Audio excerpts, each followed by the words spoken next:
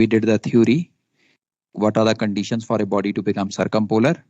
फिर मैंने आपको कुछ एक और चीज़ें भी बताई थी, 24 आवर्स डे और 24 आवर्स नाइट की क्या कंडीशन होती हैं. सो अब मैं इससे रिलेटेड सबसे पहले आपको क्वेश्चन दिखाने वाला हूँ. Let us see a couple of questions which come based on this topic circumpolar bodies. इसके बाद मैं आपको ट्वाइलाइट से रिलेटेड कुछ एक और कॉन्सेप्ट करवाऊंगा, एक दो छोटे छोटे कॉन्सेप्ट. अभी मैंने आपको सिर्फ ट्वाइलाइट की थ्योरी करवाई है. So a couple of small concepts with twilight which will be used in the numericals later on. And ये plan है हमारा. And once we cover these two, the third thing which I am going into is the concept of time. So let us start now. So let me put the presentation.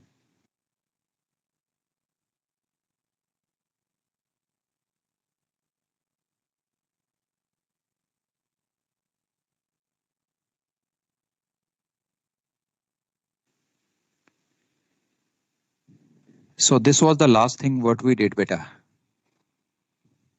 I showed you the circumpolar bodies crossing the meridian twice, one time on the observer meridian, other time on the inferior meridian. And what are these called? So this was the last what we did. Now we are moving on to a practice question. बेटा अब ये जो questions आ रहे हैं ना, before I go into them, no not now, अभी तो मैं फेस टू फेस बात कर रहा हूँ. सो ये जो क्वेश्चंस अब आगे आने वाले हैं बेटा, ये आगे आने वाले क्वेश्चंस में कोई फॉर्मूला नहीं है जो आप लगा पाओगे. These questions you have to think in your mind basically.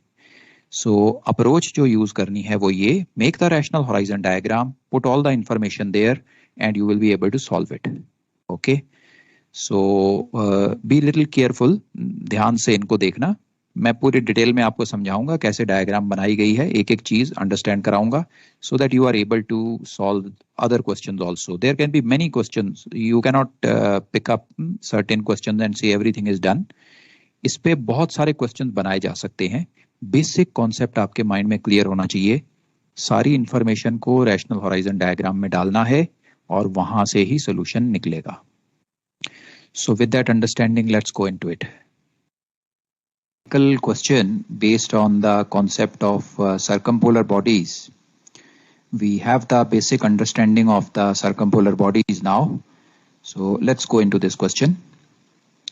The question says, to a stationary observer, an unknown star bore 000 true with a true altitude of 78 degrees 12 minutes. After about 12 hours, the same star bore 180 true with a true altitude of 18 degrees 54 minutes. We have to calculate the observer's latitude and the star's declination.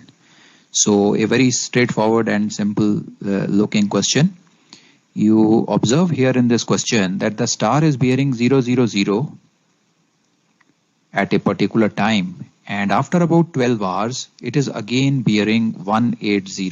So at one time it was north, at other time it was south. So this is only possible in case of a circumpolar body. Otherwise, for bodies which are not circumpolar, they come north or south of the observer only once in 24 hours. Anyway, let's now try to see how do we solve these type of questions. Now all circumpolar questions can be solved using a single approach.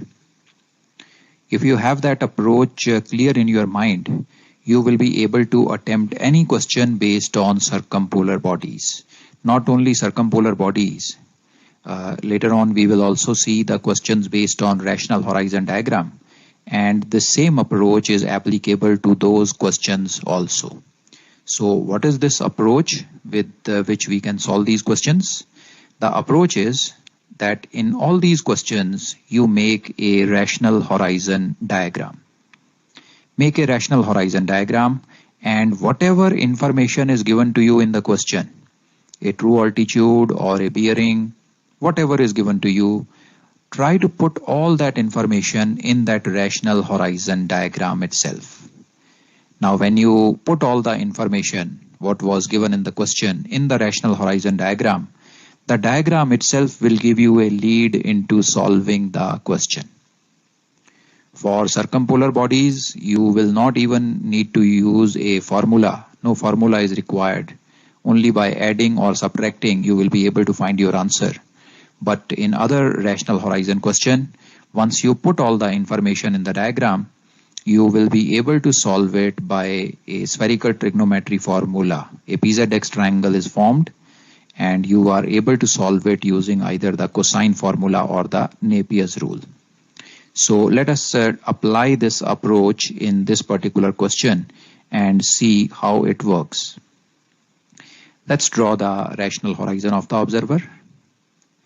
Let's mark off the NESW points. And at the center of this diagram, we have the zenith represented by Z exactly in the center of this diagram. So let's try to put the information now what is given to us. The star is bearing 0, 0, 0 with a true altitude of 78 degrees 12 minutes. Now in this diagram, the 0, 0, 0 bearing or north bearing is represented by line NZ. Line NZ represents the north bearing or 0, 0, 0 bearing. So the star has to be somewhere on this line. Now point N being on the horizon is at 0 degree altitude. Point Z being the zenith of the observer is at 90 degree altitude. The altitude which we require is 7812. So from the horizon going 7812, somewhere here is going to be our star. So let's mark off this altitude in green. You can see the green color line on the plot now representing altitude of 7812. And this is where we have the star. So unknown star is bearing 0, 0, 0 and it is at a true altitude of 7812. Now after about 12 hours, the same star bore 180 true. Now 180 bearing is represented by line ZS.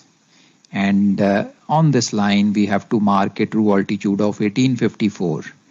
S is the horizon, 0 degree altitude. Z is the zenith, 90 degree altitude.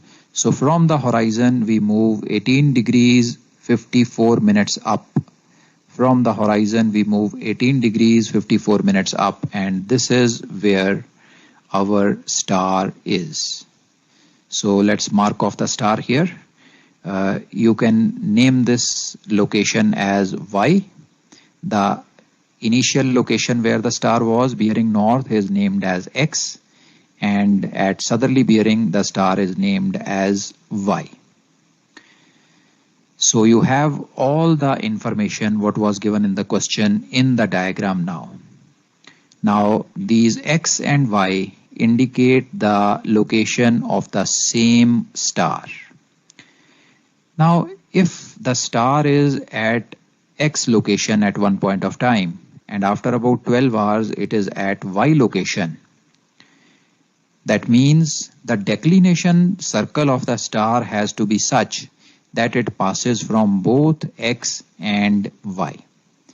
The declination circle should be such that it passes from both these points X and Y.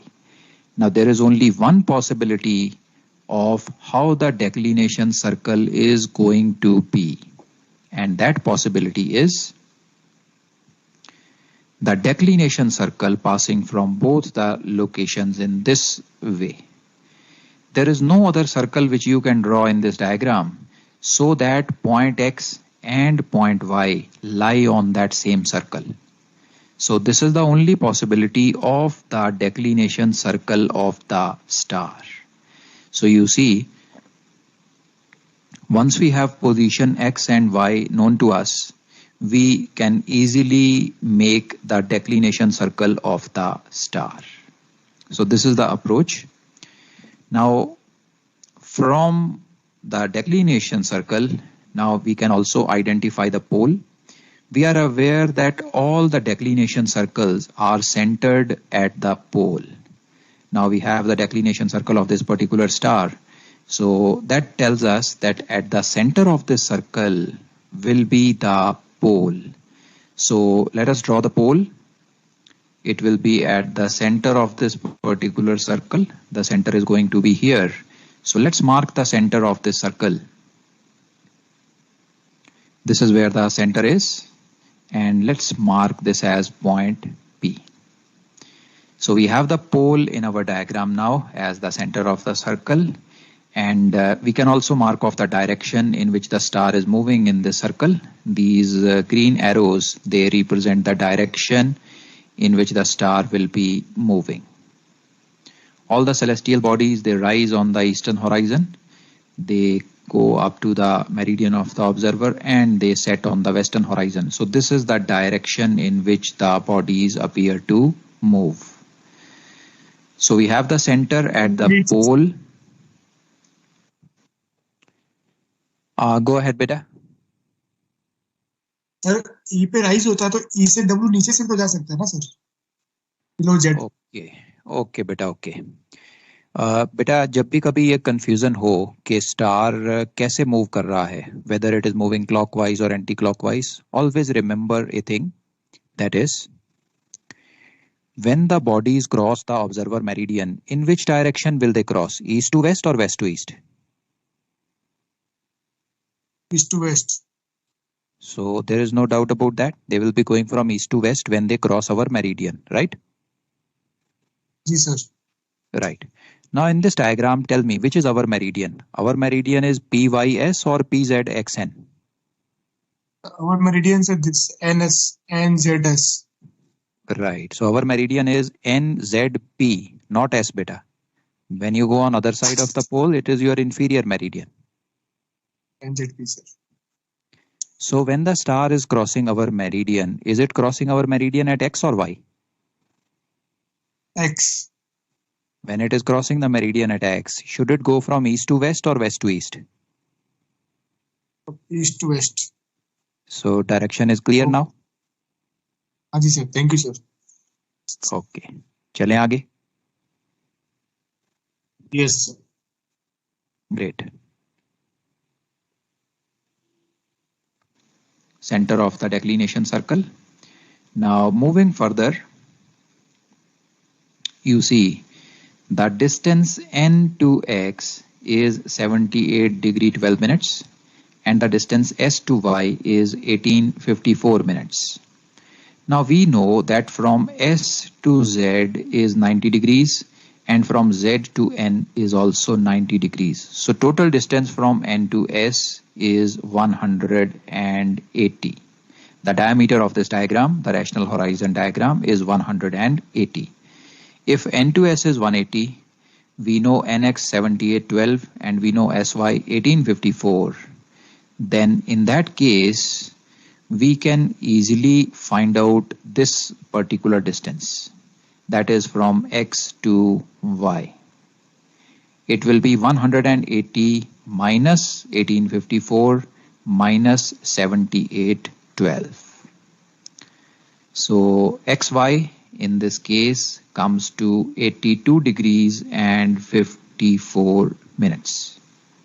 So XY is 82 degrees and 54 minutes. Now this XY is the diameter of the declination circle. If you divide it by 2, you will get the radius of this declination circle. So 8254 divided by 2 gives you 4127. So this 4127 is the radius of this circle, which is equal to PX or PY. So polar distance of the star P to X is the radius of this declination circle. Once the pole is there in the diagram, we can also mark off the equinoctial. The point Q of the equinoctial is 90 degrees away from the pole. So we have the pole here. 90 degree away from the pole is this point Q on the equinoctial. And we know equinoctial always passes from east and west points. So joining W, Q and E, we can mark off the equinoctial in our diagram. Now we know the polar distance Px, we have calculated it as half the diameter. It is 4127. From this, we can now find out the declination of the star, which is basically how far away from the equinoctial this star is, that is Q2x, and this declination is equal to 90 minus polar distance. You can see P to Q is 90, P to X is 4127, that is the polar distance. So Q to X will be 90 minus 4127, that is 48 degree 33 minutes. So Qx, which is the declination of the star, is equal to 48:33 minutes, and we can see in the diagram that the star is south of the equinoctial, so the declination is south, 48:33 south.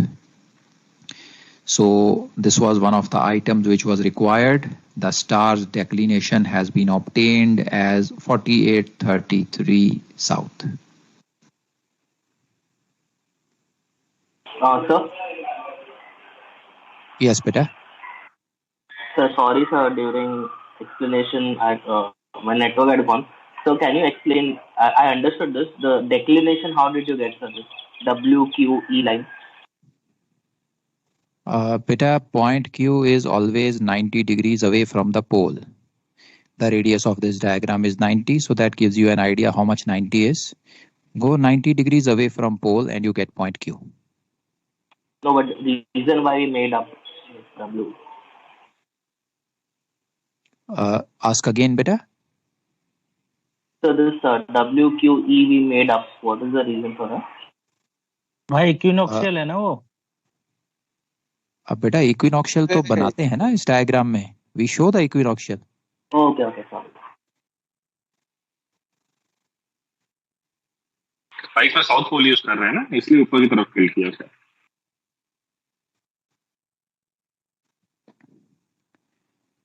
Okay, चलें बेटा, आगे चलें.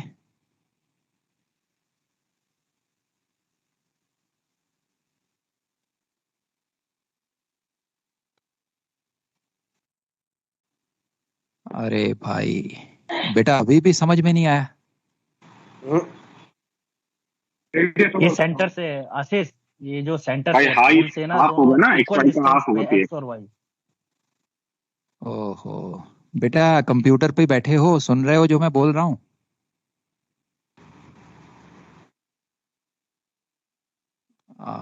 अब बेटा समझो बेटा, थोड़ा चाय कॉफी पियो भाई. इससे ज्यादा डेप्थ में कौन समझाएगा बेटा, ये तो प्रीसी में भी नहीं समझाते इससे ज्यादा डेप्थ में.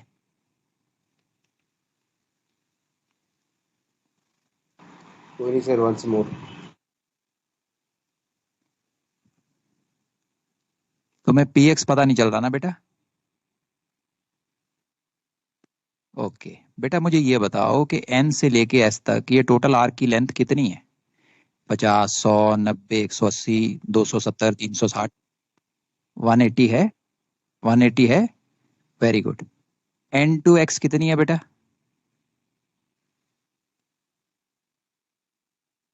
और y to s कितनी है? अब बेटा मुझे बता सकते हो x to y कितनी होगी? पकड़ो कैलकुलेटर और बताओ.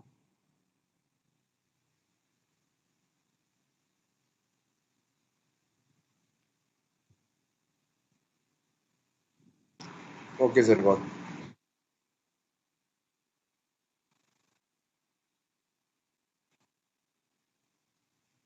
अब बेटा ये इन चीजों का तो थोड़ा ध्यान रखो यार, ये इतना अगर करोगे तो फिर कैसे आगे बढ़ेंगे भाई? Isn't it बेटा? That's simple, plus and minus यार कैलकुलेटर में.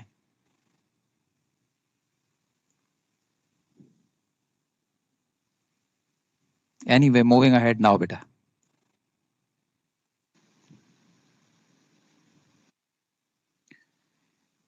Let's move ahead now. We have the declination. The next thing which we need to find is the latitude of the observer. Now finding the latitude is easy.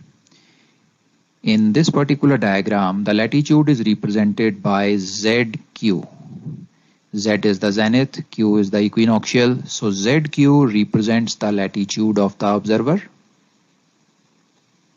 And this is equal to PS, or SP. SP or PS is the elevation of the pole or the altitude of the pole, and we are aware that the elevation of the pole is always equal to the latitude of the observer.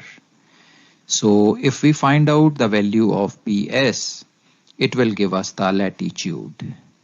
Now PS is easy to find. PS is basically equal to SY plus PY. SY is given as 1854, that is the altitude of the star. So we know SY is 1854 and PY is nothing but the polar distance of the star, which we had already found out. So SY 1854 and PY is the polar distance which we already found was 4127. So when you add these two, SY plus PY gives you the elevation of the pole equal to the latitude of the observer, and it comes to 60 degrees 21 minute south. So both the required items have been obtained. The declination of the star is found and the latitude of the observer is also obtained. So अब बताओ बेटा और क्या doubt आ रहे हैं?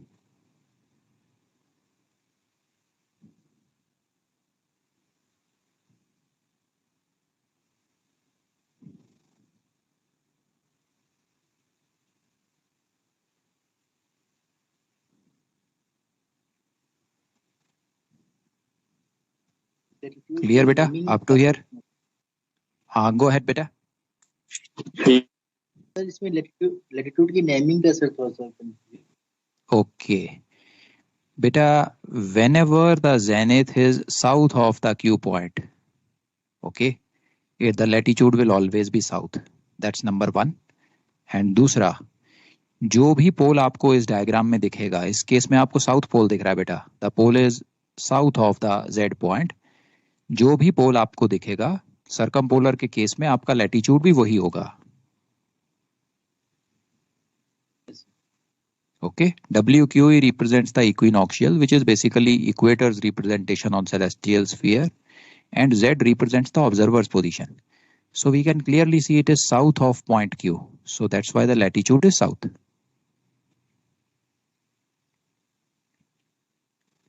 और बताओ बेटा और क्या डाउट है?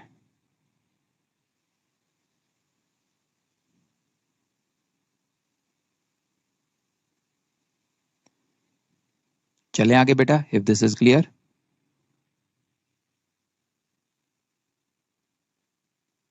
Yes sir. Yes. Very good. Yes. Let's move.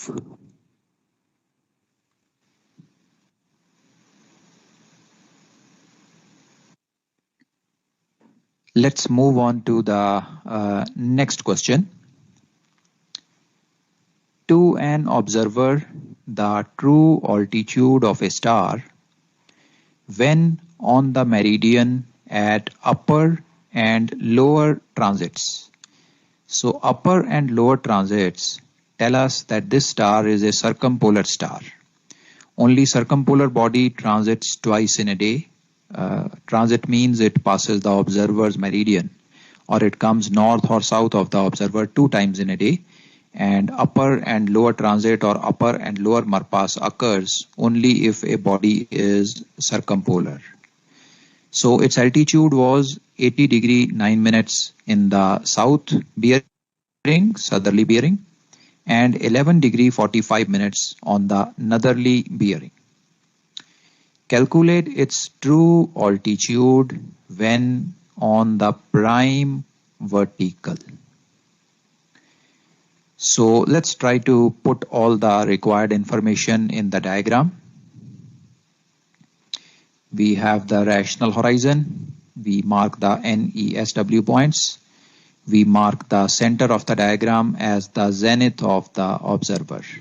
Let's now put all the information given to us. Now you see the upper transit of the star was 80 degree 9 minutes south. Southerly bearing is represented by line ZS, and S point is the horizon. from the horizon 80 degrees 9 minutes away. So from S, 80 degrees 9 minutes away is where 80 degrees 9 minutes away is where the star is.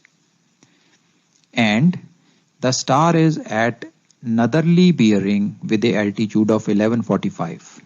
Northerly bearing is represented by line ZN. So on this line ZN, from point N, which is the horizon, we come up 11 degree 45 minutes. This is where the star is. So the same star is observed at upper and lower transits in these two locations. Now the declination circle of the star should be passing from both these locations. It is the same star, and there is only one possibility of having a declination circle like that. The possibility is a circle in this particular way. So you see the declination circle of the star passing from both the positions of the star. We can draw the declination circle. Now we know at the center of the declination circle, all the declination circles are centered at the pole. So let's go to the center of this declination circle. This is where the center is, and this is where the pole is. Pole is at the center of all the declination circles. Now once we have the pole, we can also show the equinoctial in the diagram. The equinoctial will be 90 degrees away from the pole. This is where the Q point would be, and it always passes from east and west points. So WQE is the equinoctial. Now the direction in which the body will be moving is rising from east, going in this particular direction and setting in west. So this tells us the star will also be moving in this particular direction. That is what is shown by the two green arrows. This is the direction in which the star will be moving. Now they have asked us to calculate the true altitude of the star when it is on the prime vertical circle. Now what is this prime vertical circle? Prime vertical circle is the vertical circle passing from east and west points. So in this rational horizon diagram, the line WZE represents the prime vertical circle. The line NZS is called as the principal vertical circle. Not required in this question right now, but just for your information, NZS is the principal vertical circle. WZE is the prime vertical circle. So we now need to know the altitude of the star when it is on the prime vertical. So when the star is moving on its declination circle, it is going to cross the prime vertical at this particular location. So we have marked the same star when it is on the prime vertical. Let's name this as X. Now there is one more location where the star will be on the prime vertical, that is this particular location. If you want, you can pick up this location also. In both the cases, the working as well as the answer will be the same. So whichever location out of two you want can be picked up and the question worked out. So we have marked the star X here. We have the X, we have the zenith at Z, we have the pole at P. Now we can draw the PZX triangle. The missing side is the celestial meridian of this star. So let's mark the celestial meridian also. You have the celestial meridian marked as PX in maroon color. Now you can concentrate on the PZX triangle. PZX triangle. This is a spherical triangle and is a special spherical triangle because we have a right angle at Z. We have a right angle at point Z. Now what we need to know is the altitude of the star when it is on the prime vertical. So what we are going to do is, you see, we have S to this particular star, this arc known to us. we have n to this particular star arc known to us. Now I can easily find out the diameter of the declination circle of the star. The diameter will be 180 minus 1145 minus 8009. Exactly similar to what we did in the previous questions. So when we halve the diameter, we get the polar distance of the star, polar distance, which is px. So px, the polar distance, is known to us. Now once the polar distance is known, we have the polar distance. You can follow the laser pointer on the screen. Pole to this particular star is the radius of this circle, which is the polar distance. Once it is known, we can add polar distance and 1145. When we add the polar distance and 1145, we get the value of NP. And this NP is the elevation of the pole and equal to the latitude of the observer. Once NP is calculated, NP is obtained, we can also find PZ. PZ is the colat, 90 minus latitude or 90 minus NP. So you see in this triangle PZX, the polar distance of the star is known to us. The colat, which is PZ, is also known to us. It's a special spherical triangle.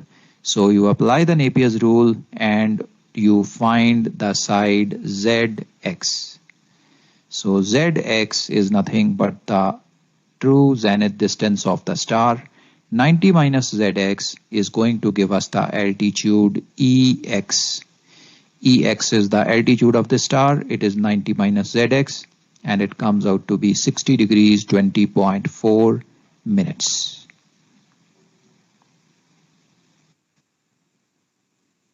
So sorry, sir, my video had got lost. So can you can you tell again about PZ, how to calculate PZ? Beta, exactly as we calculated the latitude in the last question, will you be able to calculate the latitude? It is the same information given here.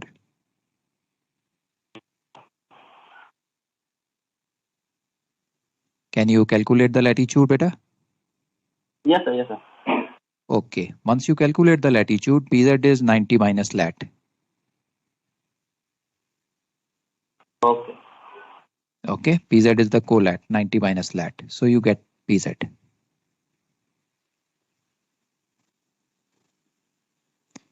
So any doubt in this, beta? Have a good look. Let me know your doubts. Sir, PX, how you obtain PX? Okay. Beta, it is exactly similar to the last question. Last question में हमने polar distance निकाला था ना? The radius of this circle. Yes, sir. So px is the same. It is the radius of this circle. Okay, got it. But So it is coming this time from it is 88 little degrees. Anji beta, one by one. So it is coming 88 degrees 06 px because it is the So you have to divide also, no? Divide by 2. 180 degree. को divide करेगा 2 से तो आएगा P 88 तो x Y आ रहा है पूरा diameter आ रहा है वो तो Px is the Divide radius. by 2 will be here.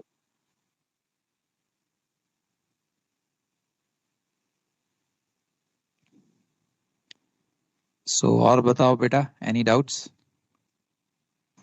So I understand the question answers, but sir, I just forgot how we get that determine the locations, or I mean, how we know it is the equinoctial is south of the city observer.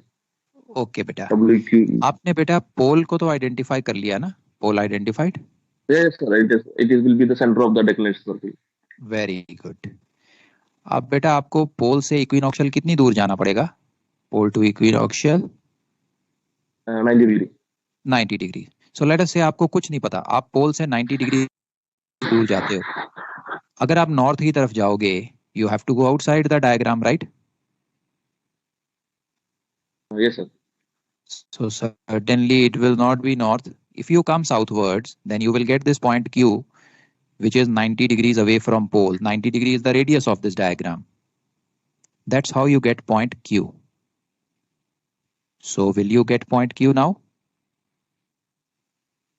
Yes, sir. So, can you repeat, sir, the last point, sir?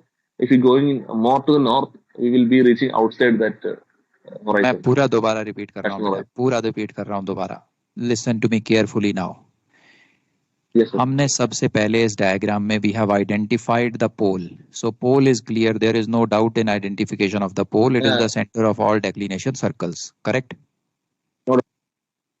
Now statement number 2 which I am making is equinoctial is 90 degree away from the pole.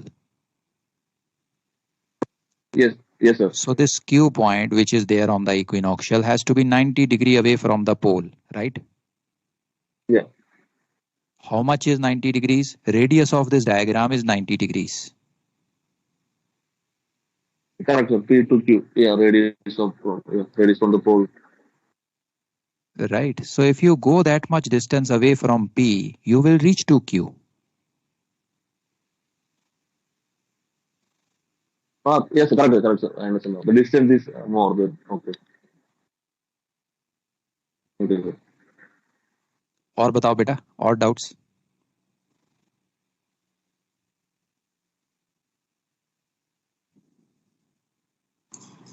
Sir, while initially when we started making this figure, the question where I got confused was it says that altitude of the star when on the meridian at upper and lower transit. So for upper, I was taking the value 80 degrees.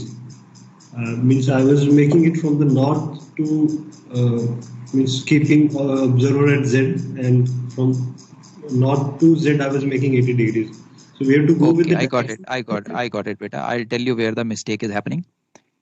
Upper transit 80 does not mean that this 80 altitude will be upper in the diagram. Upper just means it is on the observer's meridian. Okay. What you look at is this south given after 8009. This south is the azimuth beta.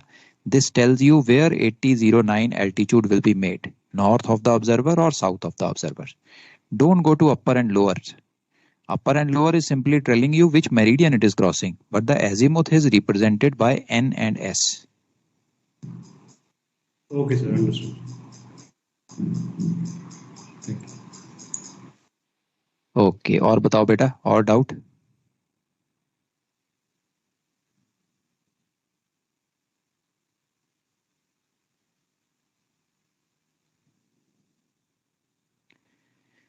Very good, great. So at least these two questions are clear now. So आगे चलें बेटा? Yes, sir. Beta, it is better if you show it. In some questions, it may be required also. Okay. Yes, so sir, you need that's to why, be because clear. it's required to show. Yes, you need to be clear कि body जो है declination circle पे कैसे move करेगी. For that, I have given you a touchstone. Always remember when the body cross the meridian, it will cross from east to west. Observer meridian, not the inferior meridian. Observer meridian, body will always cross from east to west. Right? Remember this, you will never go wrong. Yes, sir, because in first question it was west to east, now it was east to west in the second. That's why It that can was the be catch. it can be clockwise, it can be anti-clockwise, so you need to be Anti-clockwise. careful. Yes. Always remember, while crossing observer meridian, body will go from east to west. Okay.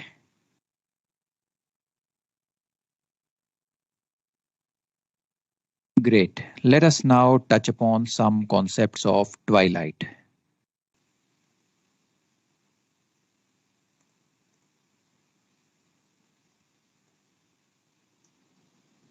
Now we have understood the concept of twilight. One issue which we face when we solve the numerical question involving the concept of twilight is how to show this altitude of 0 to minus 18, that is negative altitude in our rational horizon diagram. So let us try to see this. We have the rational horizon diagram on the screen now. We have the NSEW point, we have the zenith in the center. Now we are aware that this rational horizon diagram represents the zone from the zenith, which is at 90 degree altitude, to our rational horizon, which represents 0 degree altitude. So all the points which are within this rational horizon circle represent the altitude from 0 degrees to 90 degrees. Now when we want to show the twilight zone in this diagram, we need to show a altitude of minus 18 up to minus 18. Let's assume a observer in latitude of 15 degrees north. So we can see the latitude coming up on the screen. ZQ represents the latitude. Let's now draw the equinoctial for this particular observer. Equinoctial always passes from the east-west points and the Q point. Now we can also show the pole here. The pole is at this location represented by P. Now when we want to show the twilight zone, which depicts 0 to minus 18 degree altitude, we are aware the zenith represents the zenith represents 90 degree altitude, and any point on the rational horizon represents 0 degree altitude. So if we want to go into a negative zone, we have to go outside the rational horizon. So this twilight zone has to be shown outside the rational horizon, which you can see in the diagram as the dotted line. So you can now easily visualize that zenith represents 90 degree altitude. As you go towards the horizon, the altitude decreases 80, 70, 60, 50, 40, 30, 20, 10. At the rational horizon, it is 0 degrees. And when you go beyond the rational horizon, the altitude goes in the negative zone. The width of this particular band, which we have made, is 18 degrees because the twilight zone remains till the time the sun has gone 18 degrees below the horizon. Now let's try to show the sun also in this particular diagram. Let's assume that the declination of the sun on this particular day was 12 degrees north. So sun is 12 degrees north of the equinoctial. You can see the sun coming up in the diagram. We can now also draw the declination circle of the sun. All the declination circles are parallel to the equinoctial and are centered at the pole. So we can see the declination circle coming up. Now when the sun follows this declination circle, the sun is going to enter the twilight zone at this particular point. You can see the laser pointer on the screen. At this particular point, the sun is going to enter the twilight zone. So this is the commencement of the astronomical twilight in the morning. The twilight continues when the sun is within this particular 18 degree zone. And at this particular point where the laser pointer is right now, you have the sunrise. So this thick maroon line represents the twilight period for the sun. Then we have the sunrise. The sun moves in the sky. At this particular point, the sun crosses our meridian. We have the Marpas. Then the sun goes west of the meridian. At this particular point, the sun goes below our rational horizon. So this is the point where the evening twilight starts. The twilight continues till the time the sun is within this 18 degrees belt. And at this particular point, when the sun leaves the 18 degree belt, the astronomical twilight ends. So you can represent these points. At point A is the commencement of the morning twilight. At point B is the ending of the morning twilight or the sunrise. Then in the evening time at point C, we have the sunset and the commencement of the evening twilight, and at point delta the evening twilight ends and the sun goes beyond the 18 degrees belt. So this is how this negative altitude of 18 degrees can be shown in the rational horizon diagram, and it helps us to solve any numerical problems related to twilight.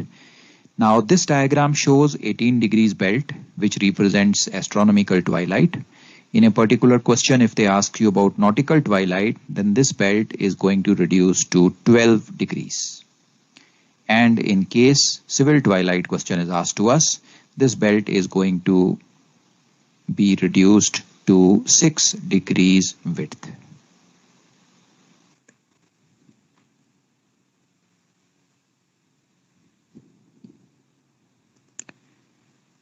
So any doubts, beta? Please share.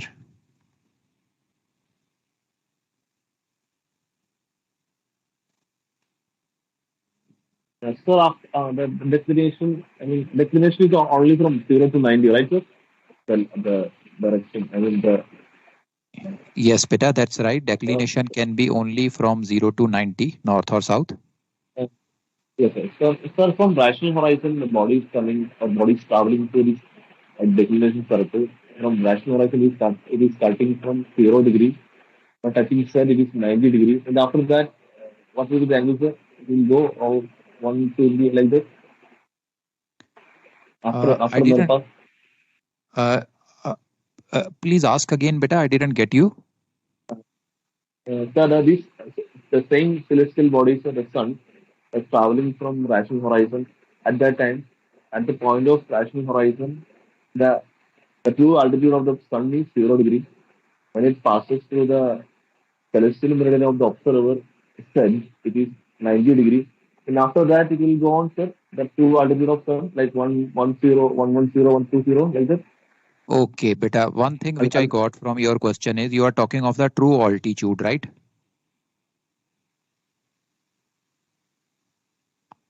Are you talking about the altitude of the sun, beta?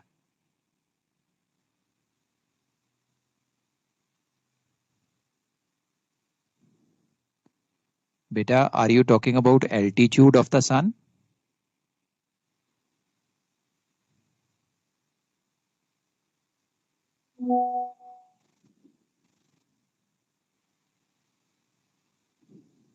हाँ जी sir, वो यही पूछ रहा है, altitude पूछ रहा था सर वो.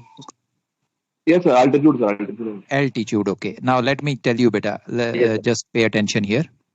At point Bravo, the altitude of the sun is 0 because it is on the horizon. Okay. Between A to B, the altitude is negative. It is below the horizon. At point Bravo, altitude is 0. After moving from point Bravo, altitude starts to increase. Okay. When it reaches here, altitude is not 90. It would have been 90 had this circle passed from the zenith. It is slightly less than 90, maybe about 85 or so, where you see the yellow color sun. After this, altitude starts to decrease, and at point Charlie, it again becomes 0, where the sun is setting. This is how the altitude is changing, beta.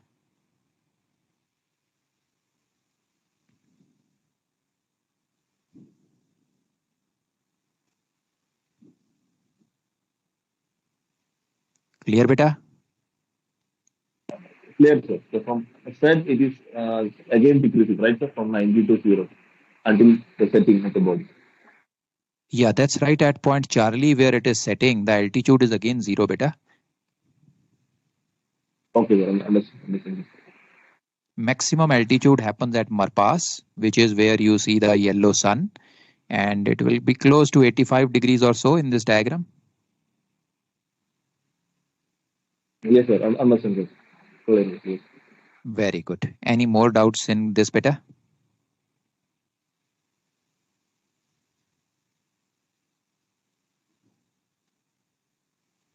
Great. Very good. So चलें बेटा, आगे चलें.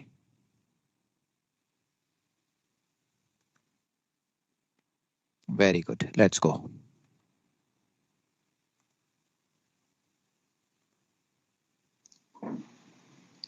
Now, one more concept which is sometimes asked in the questions is, what are the conditions for twilight throughout the night? So let me explain you with the help of this diagram, what do they mean by the term twilight throughout the night? So we have taken a particular observer. We have shown the rational horizon for this particular observer, and we have shown the 18 degrees twilight zone also, going into a altitude of up to minus 18. Now let's assume that the declination of the sun on a particular day is this much, from point Q up to the sun. This is the declination of the sun. Now, if the declination is this much, the sun is going to move on a declination circle. All the declination circles are centered at the pole. So we have the pole here. Now the sun at this particular point will be passing the meridian. After Marpas, the sun moves. And at point A, we are going to have the sunset. Now, as the sun sets, the twilight is going to commence. So we have the commencement of the evening twilight. Now you can see clearly here that the motion of the sun when it goes below our horizon from point A up to here and then going up to point Bravo. You can follow the laser pointer. From point A, the sun travels up to here at this particular point and then goes up to point B. Now when the sun reaches at point B, point Bravo, it is going to be the sunrise again and the sun is going to come above our horizon. Now the duration of the night for this particular observer is from point A going up to point B. Alpha to Bravo represents the night for this particular observer. If you observe carefully, throughout this interval, that means from the sunset at point Alpha up to the next day sunrise at point Bravo, the sun has remained within the 18 degrees belt. It has not gone below the 18 degrees belt at any time. So this tells us that throughout the night, that means from point Alpha to point Bravo, the twilight continues. The twilight does not end in between. If the declination of the sun was lower, was lesser, then as we saw in the previous slide, the sun would be leaving this 18 degree zone at some point of time, ending the twilight. But in this particular case, during the night time from Alpha to Bravo, the sun never leaves the twilight band of 18 degrees, thus making a condition in which the twilight continues throughout the night. Now you should remember the conditions which make this phenomena possible. For twilight to continue throughout the night, one thing which you can notice here is the latitude and declination should always be of the same names. This is the first condition to be met. The latitude and declination should be of the same names. The second condition which we need to meet is latitude plus declination should be less than 90 so that the sun will set. If the latitude plus declination becomes greater than 90, then you see the sun is going to fulfill the circumpolar criteria. If the sun becomes circumpolar, there will be no night. If there is no night, there is no chance of any twilight occurring. So that's why latitude plus declination should be less than 90 so that the sun is not circumpolar and the sun sets and we have night for some part of 24 hours. The third condition which should be met is latitude plus declination plus 18 should be greater than or equal to 90 degrees. Latitude plus declination plus 18 should be greater than or equal to 90 degrees. This third condition certifies that the sun doesn't go below the twilight belt.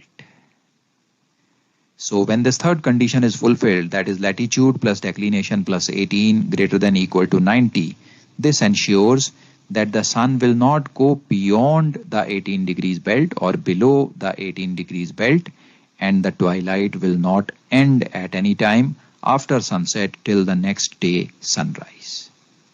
So these are the three conditions which should be fulfilled: lat and dec same name, latitude plus declination less than 90, latitude plus declination plus 18 greater than equal to 90 for twilight to remain throughout the night.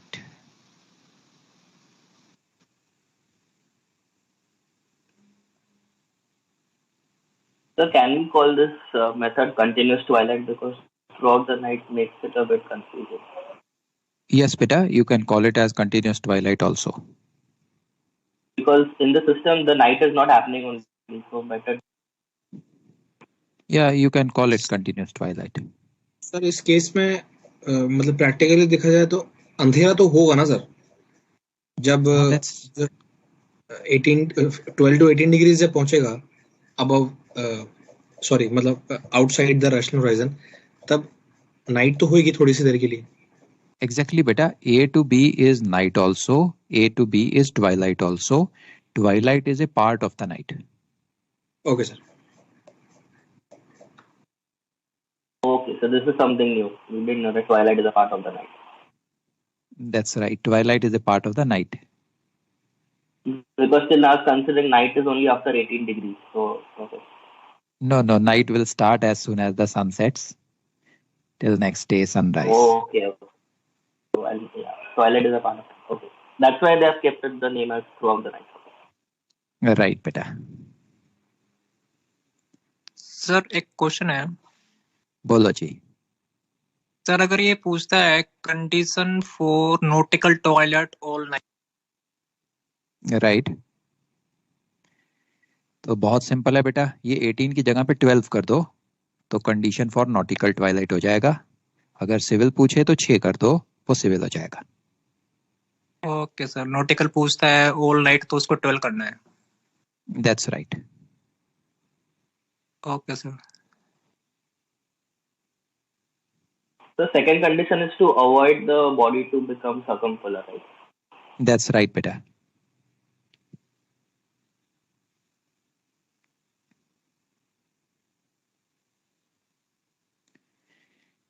Great, beta. चलें आगे? Yes. Very good. So I'm closing this presentation and moving ahead. Twilight का concept भी देख लिया है. How this is used in rational horizon diagram questions, that also we have seen. One thing now which we require more to go into the rational horizon PZX kind of questions is understanding of time.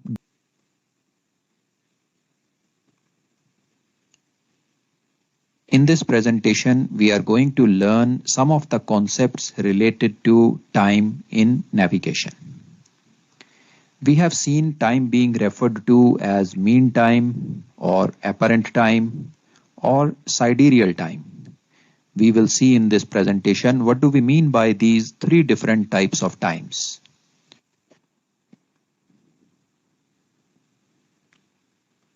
Also, we have seen that the sun being referred to two different types, true sun or the apparent sun and the mean sun. So we are going to understand what are these two different types of suns. Now to start with, let's go a little bit back in history. When we started measuring the time, we measured the time with the help of the true sun, the actual sun, the apparent sun which we see in the sky. That time we used to have sundials. The shadow of the sundial used to indicate the time on a scale.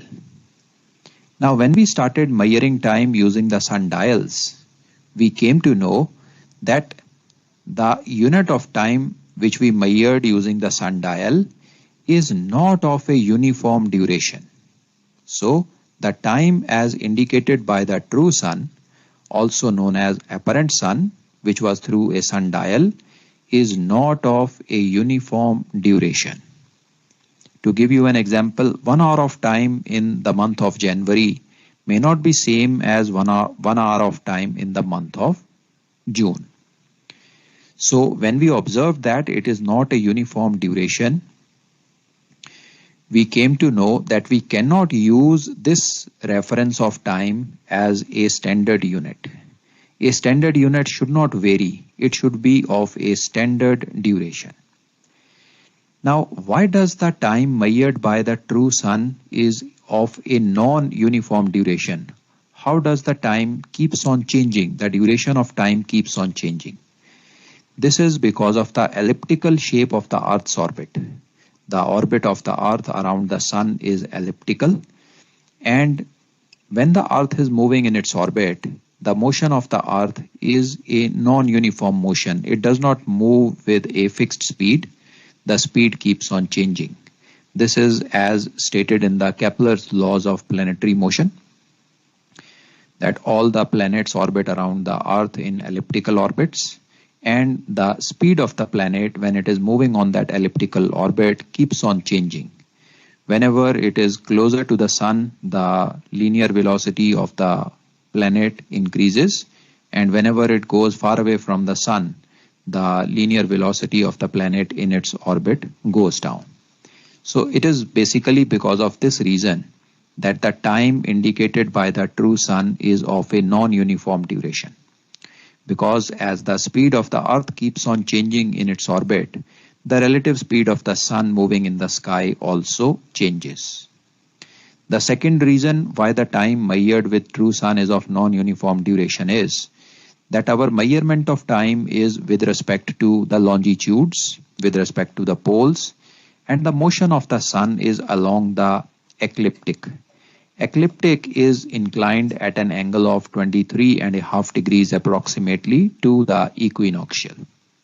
So this also brings in some non-uniformity.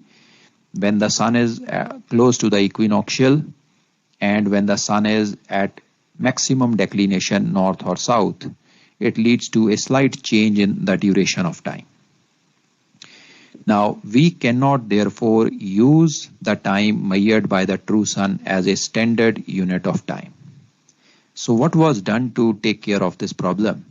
To have a standard unit of time, astronomers have invented a mean Sun, which is a fictitious body, and it is imagined to move at a uniform rate or a uniform speed along the equinoctial. This uniform speed is equal to the average or the mean rate of motion of the true Sun on the ecliptic. So what we did was we invented a fictitious body known as the mean Sun, and we calculated the mean speed of the Sun throughout the year.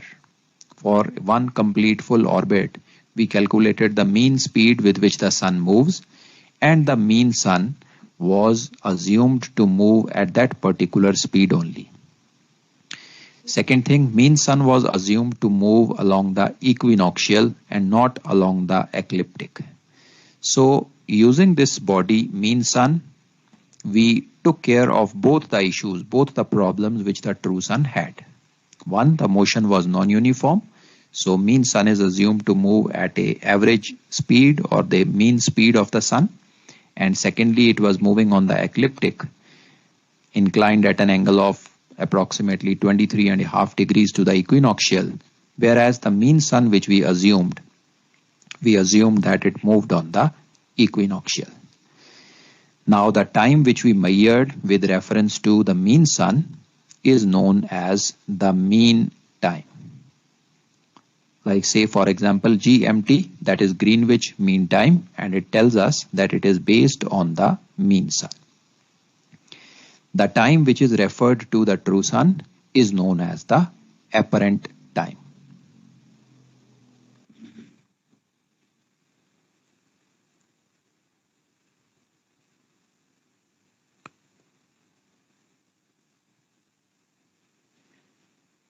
So beta, any doubts coming to your mind up to here?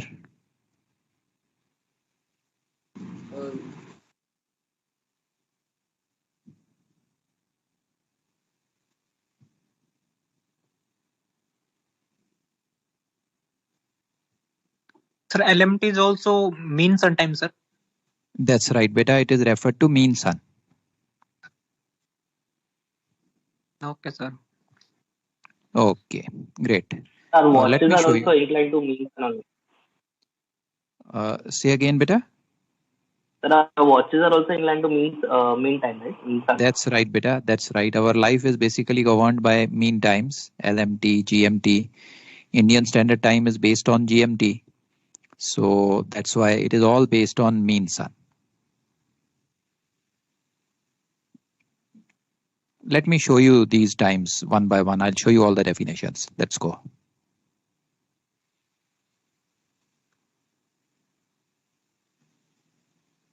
now with this basic understanding of the true sun and the mean sun clear in our mind, let's go into the definition of the mean time, the apparent time, and also the sidereal time. We will try to understand what do we mean by these times.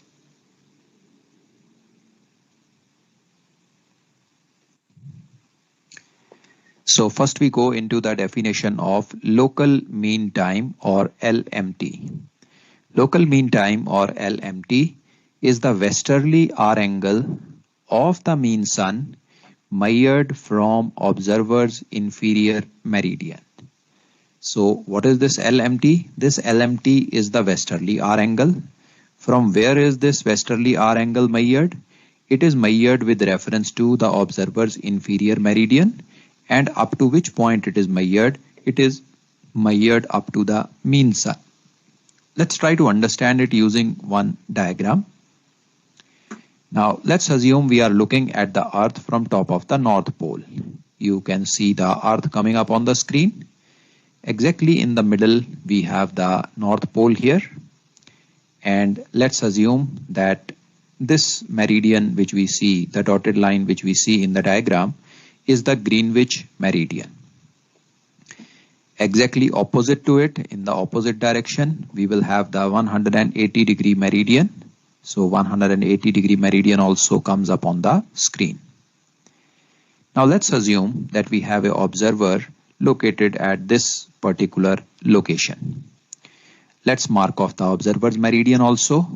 Now you see this dotted line coming up marking the observer's meridian. Exactly in the opposite direction, reciprocal to it, will be the observer's inferior meridian. So in our diagram, looking from top of the north pole, we have the Greenwich meridian, 180 meridian, observer's meridian, and the observer's inferior meridian. Now let's assume that at a particular instant, the mean sun is at this particular location. You can see the mean sun coming up on the screen. Let's draw the meridian of the mean sun also. This is the meridian of the mean sun. Now before we go into the definition, one important thing to understand here in this diagram, that when we are looking from top of the north pole, the clockwise direction represents the westerly direction. This hemisphere which you see on the right side is the eastern hemisphere. The hemisphere which you see on the left side of the earth is the western hemisphere, and the clockwise direction represents the westerly direction. So now we can go into the definition of the LMT. This red color arc which you see, the red color angle which you see, is the local mean time for this particular observer. Let's try to match it with the definition. LMT is the westerly R angle. So you see the direction of this red color arc and angle is the westerly direction as represented by this arrow. It is the R angle of the mean sun. You see we have measured the angle up to the mean sun, and it is measured from the observer's inferior meridian. So starting from the observer's inferior meridian, this is the observer's inferior meridian, going in the westerly direction and going up to the mean sun. This particular angle is what we call as the LMT, local mean time. This can be denoted in a angular unit, that is degrees and minute, but the normal mode in which we denote the times are in hours, minute and seconds. How to convert the angular unit to hour unit? We know 15 degrees of angle is equal to 1 hour. How did we get this conversion figure? We know 360 degrees of meridian. When the sun moves around 360 degrees of meridian, it constitutes 1 day, which comprises of 24 hours. So 360 degrees refer to 24 hours, telling us that 15 degrees is equal to 1 hour. So using this conversion factor of 15, we can convert this angle into hour, minute and second, and vice versa.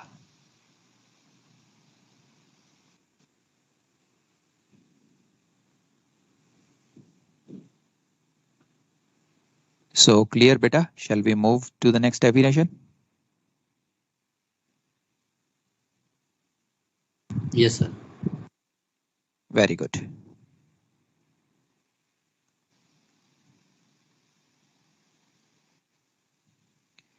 Let's now go into the definition of Greenwich Mean Time or GMT. It is very similar to LMT. GMT or Greenwich Mean Time is the westerly hour angle of the mean sun measured from inferior meridian of Greenwich. Let's have the same diagram coming up on the screen. Looking at the earth from top of the North Pole, you can see the earth, the North Pole. We have the observer also here in the same location, and we have the Greenwich meridian, 180-degree meridian. Let's assume the mean sun at this particular location. Let's draw the meridian of the mean sun. Now GMT is referred to by this red color arc and angle. So you see GMT is the westerly hour angle. You can see this angle is measured in the westerly direction. It is the angle of measured up to the mean sun. So you can see it is measured up to mean sun, and it is measured from inferior meridian of Greenwich.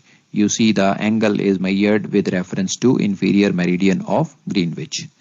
So starting from inferior meridian of Greenwich, going clockwise in the westerly direction up to the mean sun, this particular angle gives us the GMT. So very similar to LMT, only thing is the reference meridian for LMT was the observer's inferior meridian, and the reference meridian for GMT is the Greenwich inferior meridian. Sir, one doubt, sir. Go ahead. Sir, in this picture for representation, which type of pricing system we are using, sir? I mean, for measuring, for the measuring. Beta, we are looking at the celestial sphere, and we are looking from top of the North Pole.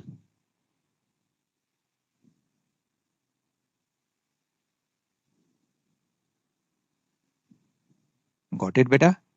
Understood? Basically, we are zenith. Yes, sir, understood. Right. Zenith is not in the picture here. Zenith is nowhere in the picture here. We are looking at the celestial sphere from the top of the North Pole. The circumference is the equinoctial, basically.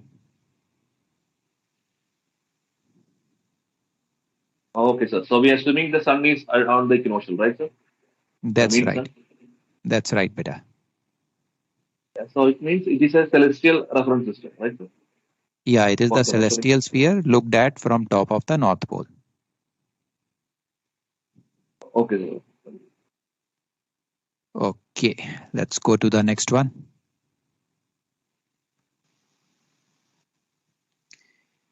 Let's now try to see the definition of local apparent time or LAT. Looking at the word apparent, we know that it is referenced to the true sun. The GMT and LMT were referenced to the mean sun, but the LAT and after this the GAT, local apparent time, and Greenwich apparent time are referred to the true sun. So LAT is the westerly hour angle of the true sun measured from observer's inferior meridian. Let's have the same diagram which we referred to for GMT and LMT. You see the Greenwich meridian, inferior meridian, observer, and observer's inferior meridian all coming up. Now let's assume we have the true sun at this particular location. So we have the meridian of the true sun also. Now westerly direction is the clockwise direction. This red color angle which you see is the local apparent time. So LAT is the westerly hour angle. You see it is measured in the westerly direction of the true sun. You see it is measured up to the true sun, measured from observer's inferior meridian. The starting point or the reference is the observer's inferior meridian. So starting from the observer's inferior meridian, going in the westerly direction up to the true sun, this particular angle gives us the LAT at any particular instant for this particular observer.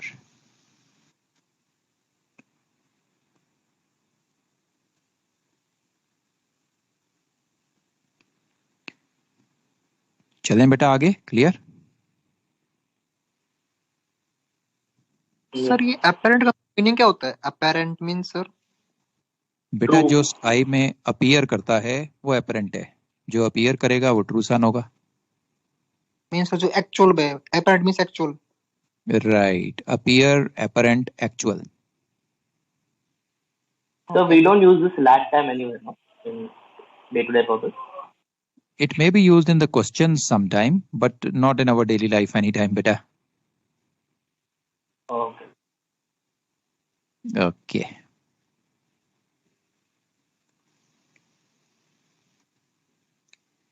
Let's now see the Greenwich apparent time, or the GAT. Greenwich apparent time is the westerly hour angle of the true sun, measured from the inferior meridian of Greenwich. So we have the same diagram on the screen. We have the Greenwich meridian, its inferior meridian. We have the true sun and the true sun meridian also. We have the westerly direction shown in the diagram. Now this red color angle which you see is the GAT. It is the westerly hour angle. You see it is measured in the westerly direction of the true sun, measured up to the true sun, measured from inferior meridian of Greenwich. The reference point or the starting point is the inferior meridian of Greenwich. So starting from inferior meridian of Greenwich, going in the westerly direction up to the true sun, this particular angle is called as Greenwich apparent time, or GAT.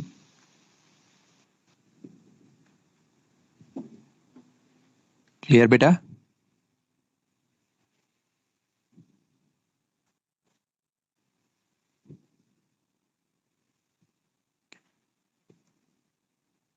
Okay, so let's move forward.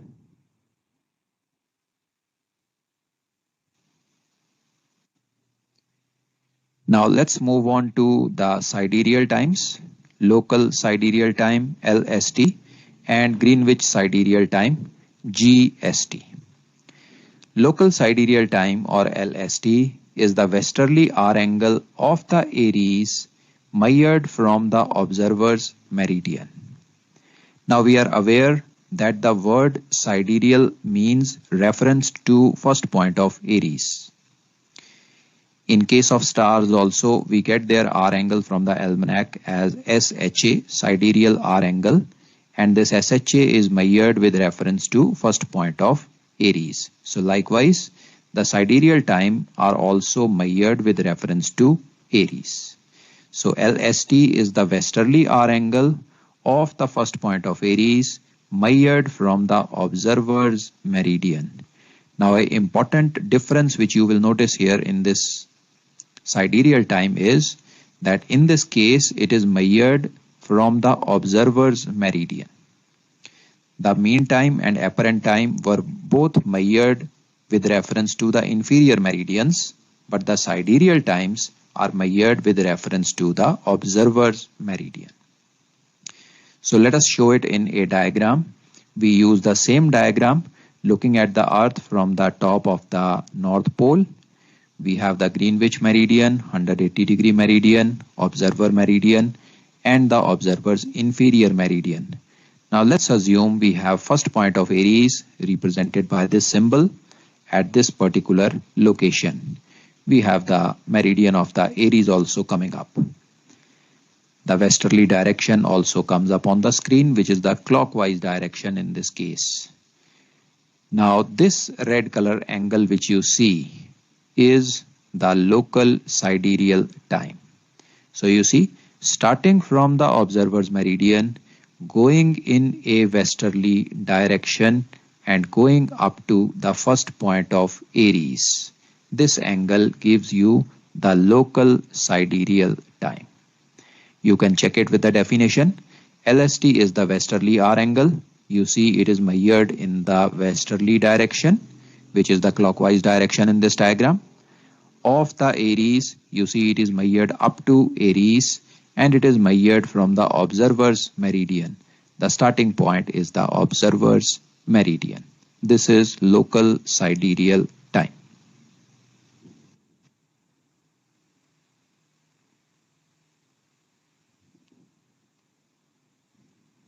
Clear, beta? Done? Sir, one doubt. Sir, how it differs from LHA Iris, sir? It seems like it's same, like westerly hour angle from the Very good, observer to beta. Iris. It is exactly same. If this angle is represented in degrees, angular units, it is the LH Aries. If it is represented in hour, minute and seconds, it is the LST. So LST and LH Aries are the same. Okay. Great.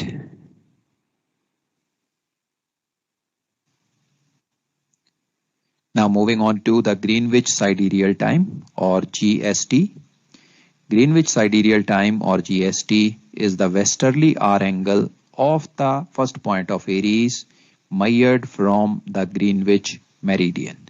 So very similar to LST, only difference is the starting point instead of the observer's meridian now is the Greenwich meridian. So we have the same diagram coming up. You have the westerly direction marked clockwise. Now this particular red color angle which you see is the Greenwich sidereal time. So GST is the westerly hour angle. You can see it is measured in the westerly direction, clockwise direction of the first point of Aries. You see it is measured up to first point of Aries and it's measured from the Greenwich meridian. This is the Greenwich meridian. Starting from the Greenwich meridian, going in the westerly direction or the clockwise direction up to the first point of Aries, this particular angle gives you the Greenwich sidereal time. Now whenever we make this diagram, as a reference, we always show the Greenwich meridian at the bottom. The Greenwich meridian is shown at the bottom and all the other references can be drawn with respect to the Greenwich meridian.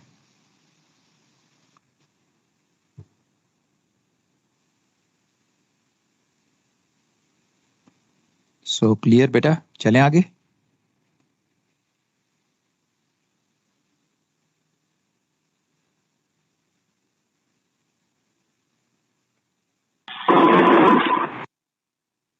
Okay, let's go.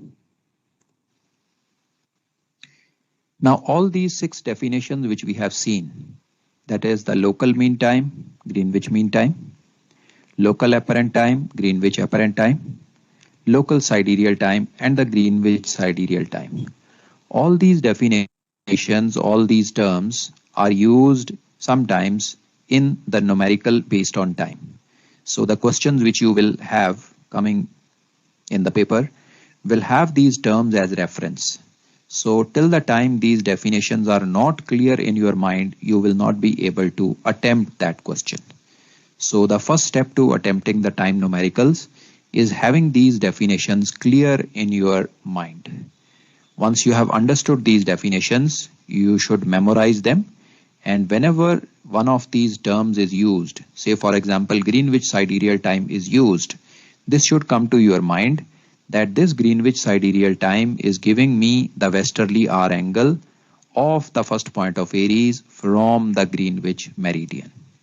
Once this concept is clear in your mind, you will be able to make this drawing, specify this angle in that drawing, and that will help you to solve the question. A understanding of all these 6 definitions, clarity of all these 6 definitions in your mind is a must before attempting the time numericals. Now, having understood the mean time, apparent time, sidereal time concept, we now move on to the concept of equation of time. What is this equation of time? At the first glance, it appears to be an equation, a mathematical equation, but it is not an equation. Equation of time is basically a duration of time. Equation of time is the difference between the mean time and the apparent time measured from the same meridian at any particular instant. Basically, the equation of times tells us that the mean sun and the true sun are how much far apart. What is the time difference between the mean sun and the apparent sun? Say for example, If the mean sun is on my meridian right now, even though it's an imaginary sun, let's assume the mean sun is on my meridian. After how much time the true sun is going to come on my meridian, this difference or this duration of time is called as the equation of time. So it is a duration of time and is expressed in minutes and seconds of time. We know that the mean sun moves with a uniform speed, uniform lateral speed on the equinoctial, but the true sun keeps on changing its speed because of Kepler's laws of planetary motion. The true sun's speed keeps on changing. So at a particular point of time, it is possible that the true sun is moving faster and the mean sun is left behind. And at another time, it is possible that the true sun is moving a little slower and the mean sun takes over and is running ahead. The difference between these two is given by the equation of time. Now, if the mean time is greater than the apparent time, that means the mean sun is ahead of the true sun, the equation of time is considered as positive, and if the apparent time is greater than the mean time, or in other words, you can say if the true sun is running ahead of the mean sun, the equation of time is considered negative. So the sign of the equation of time, whether it is positive or negative, tells us which of the two suns is ahead in the race. If the equation of time is positive, the mean sun is ahead, and if the equation of time is negative, the true sun is ahead. The maximum value of the equation of time throughout the year, year after year, the maximum possible value of the equation of time is 16 minutes and 22 seconds. That is the maximum difference which can happen between the two suns. The equation of time at the meridian passage time of the sun can be easily obtained as whatever is the meridian passage time minus 1200 hours gives you the equation of time correct to the nearest minute. So you can use this simple formula to get the value of equation of time from the almanac for any particular day at the time of Marpas.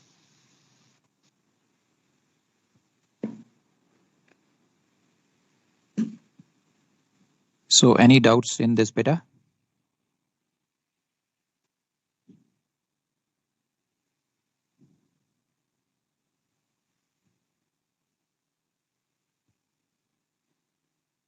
Great, let's move ahead then.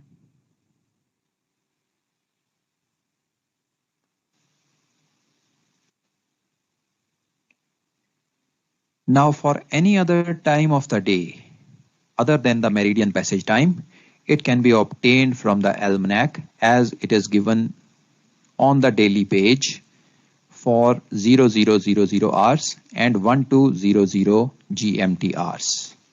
Like if you see at the bottom of the right side page of the almanac, under the column of the sun, you will see the value of the equation of time given for 00 hours and 12 hours at Greenwich in GMT. So you can see on this particular day, 7th day, the equation of time value at 00 hours was 11 minutes and 01 seconds. At 1200 hours, the equation of time became 10 minutes and 54 seconds. Now for any intermediate time, if you want to find the value of equation of time for any time between 00 and 1200, you can interpolate and find out what is the value of the equation of time. Equation of time is considered positive if the mean sun is ahead and is considered negative if the true sun is ahead.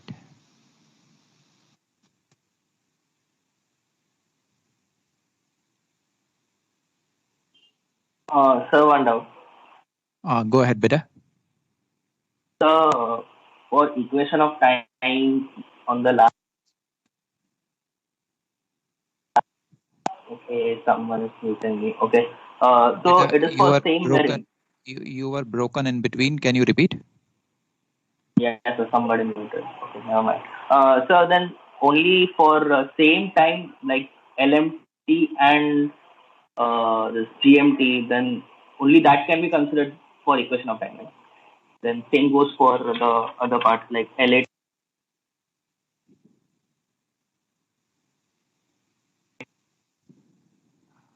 No, beta, got broken in between again.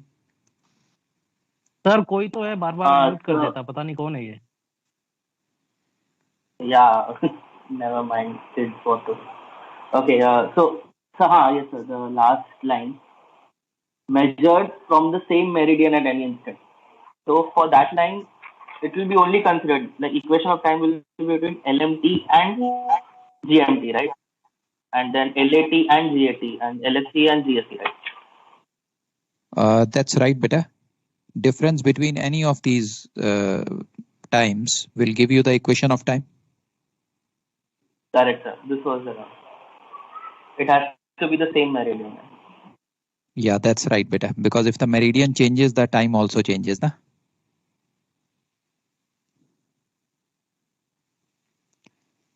Okay, great. Now बेटा इसी equation of time पे हमें एक numerical आता है, one theory question which we get in the exam. So let me show you that question and what should be the solution of that question. Let me show you that.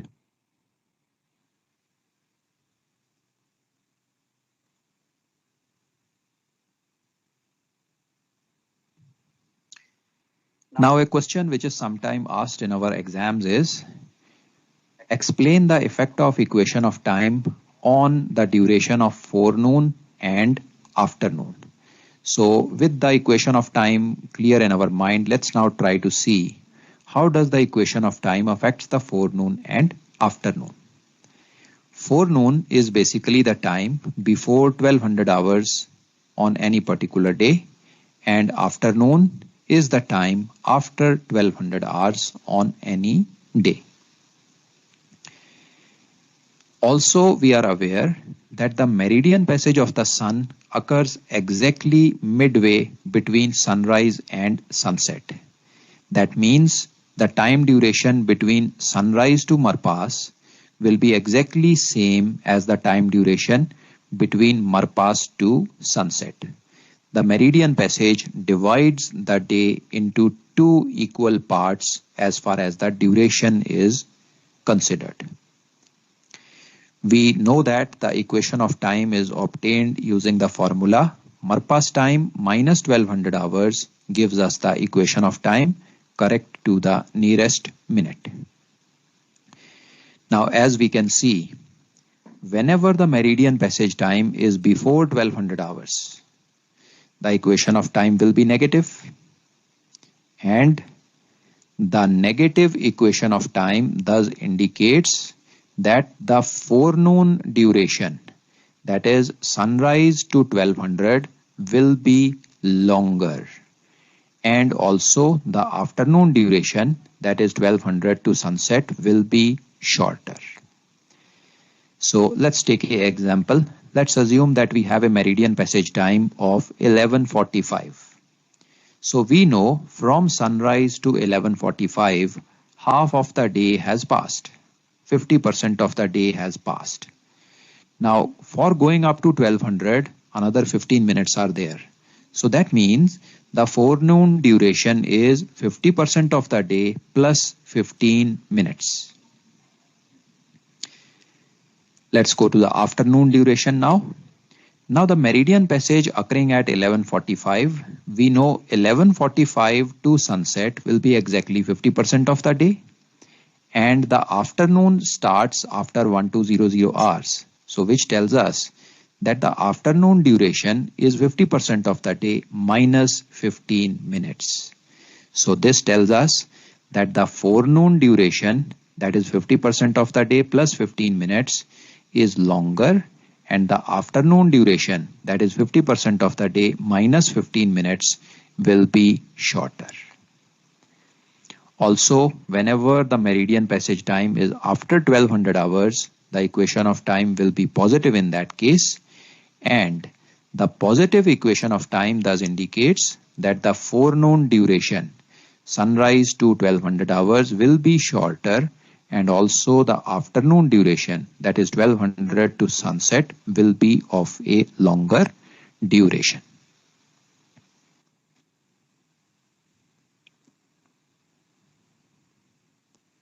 Let me explain you this by using an example. I'll show you in the next slide. Yes.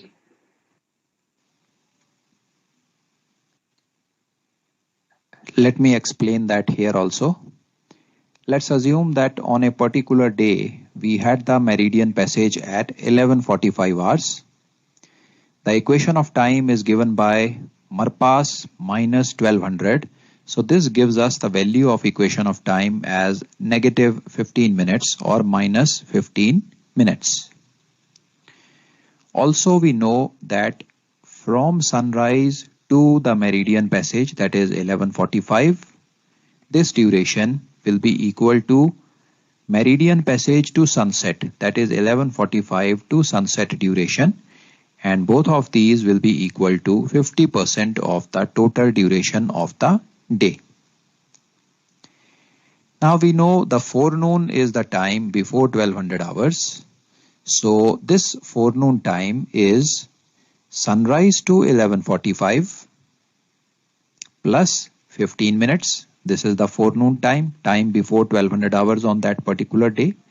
Now we know sunrise to 11:45 is 50% of the day.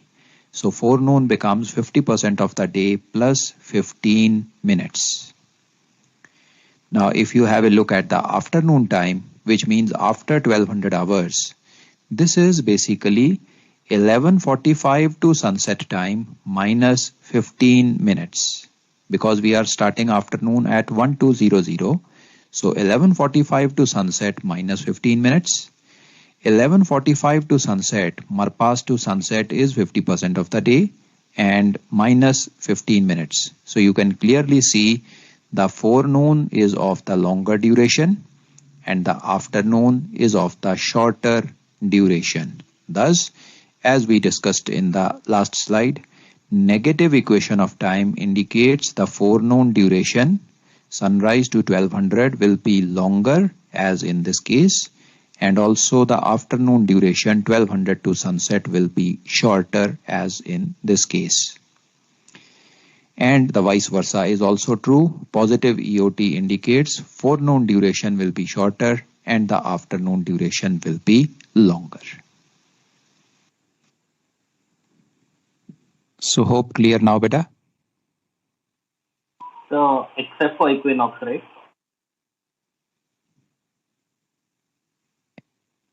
Say again, beta?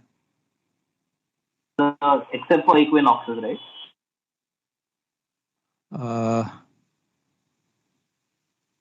What has equinox got to do with this, beta? Because they're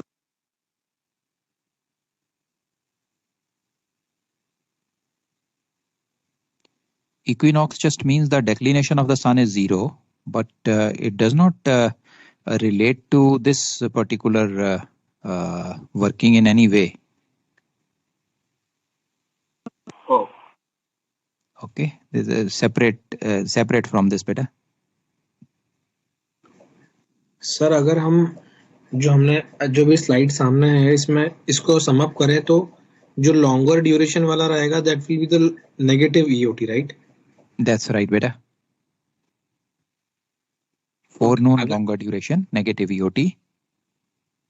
अगर afternoon longer होता तो afternoon negative हो जाता. नहीं, अगर afternoon longer होगा तो that means positive EOT. Afternoon longer will only happen with positive EOT.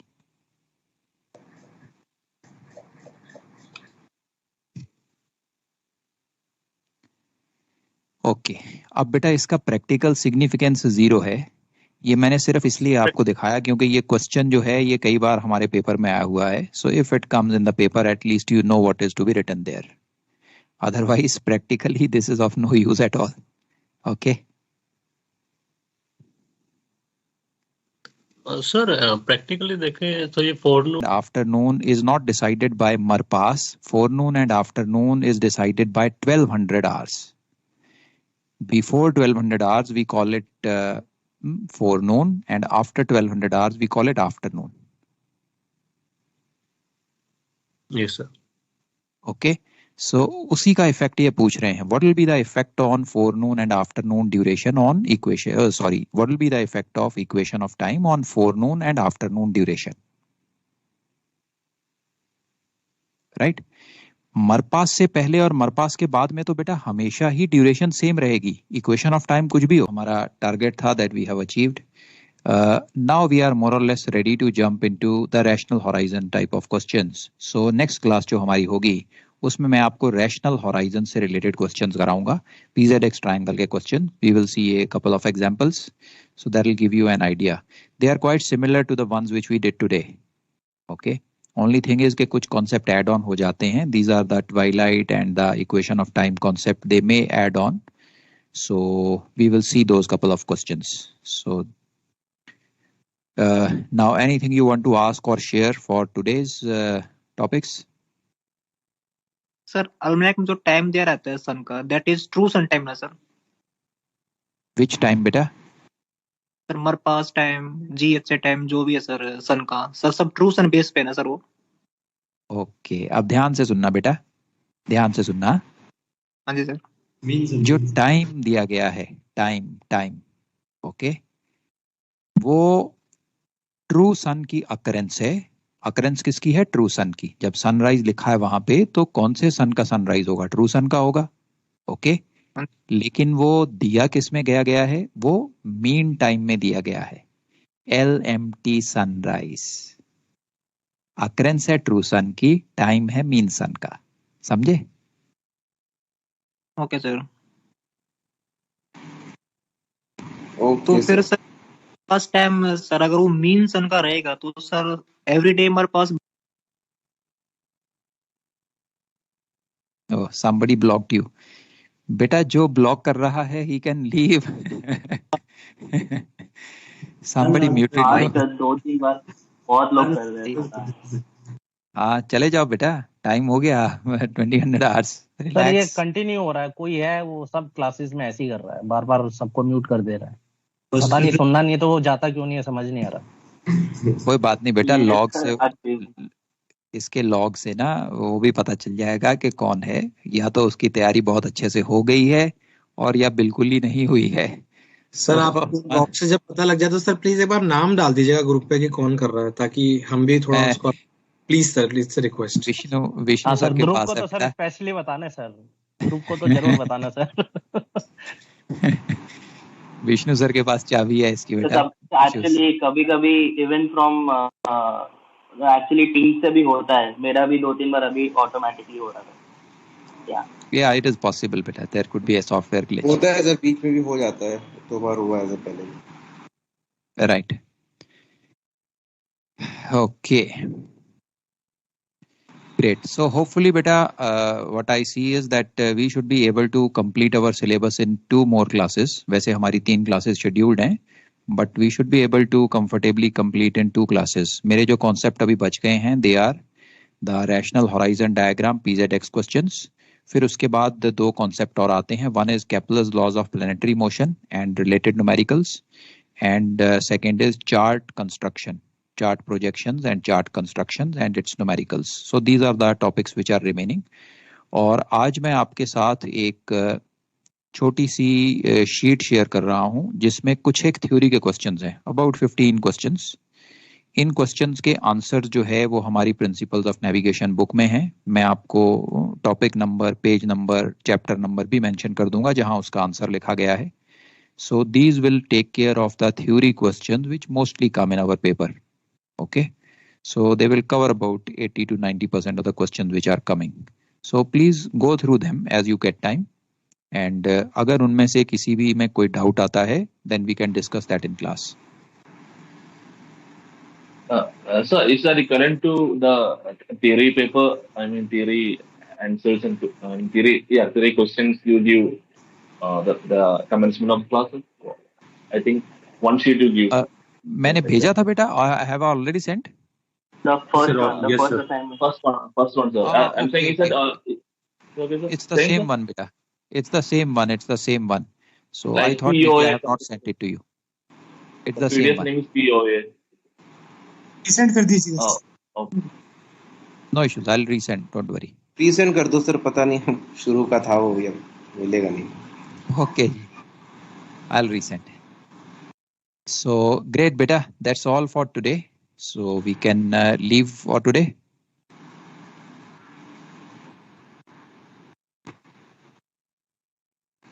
No, beta. No, not for today. Next lecture, I'll give you an assignment. Okay? उसमें ये सारे I concept don't वाले know. numerical होते हैं. So just one last question, sir. How much is remaining now? I mean, if others can want to listen. बेटा, I told अभी you कितना just बाकी है? now. अभी बताया बेटा. मैंने क्लासेस भी बता दी कि मुझे 2 क्लासेस और चाहिए होंगी और टॉपिक भी बता दिए. One is rational horizon diagram PZX. Second is Kepler's laws of planetary motion. Third is chart construction. That's all. Sir, it will I guess I'm the mechanism last maximum as brighter than other stars. वाला. Question आता है sir, how many times the body is brighter than the other one? This type से. Don't worry, we will do that. I'll tell you. वो stellar magnitude के numericals हैं. I'll do stellar magnitude. Don't worry. Sir एक वो भी आते हैं distance from sun earth Jupiter से, वो डिस्टेंस पूछते हैं सर. भाई मुझे कंप्लीट कर लेने दो पहले. ये जितने सवाल बोल रहे हो ये सारे करने हैं हमने. केपलर लॉज में आएंगे ये. Sir, one. Relax. Sir, this great circle sailing mein, there was this one question which we left out. We discussed in class that you will be doing it as part of circumpolar body. वो एक अलग से formula आता था, तो उस time आपने बोला था कि we'll discuss it during circumpolar body.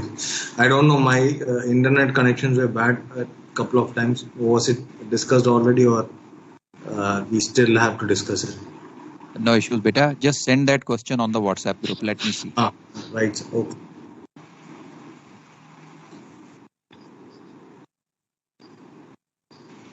Polar triangle. Okay. नहीं, वो great circle में there was one great circle sailing में there was only one question जिसमें वो issue आया था, some other formula needs had to be applied है ना, तो उस टाइम पे 4 पॉइंट और right वही 4 point. ये सब मैं No कहता हूँ issues. Send नहीं it on the करना है WhatsApp हमको. group. Let me have a look. Question number कौन सा है यार? Okay sir, thank you. Okay, beta. See you. Bye bye. Bye sir. Good night. Okay sir.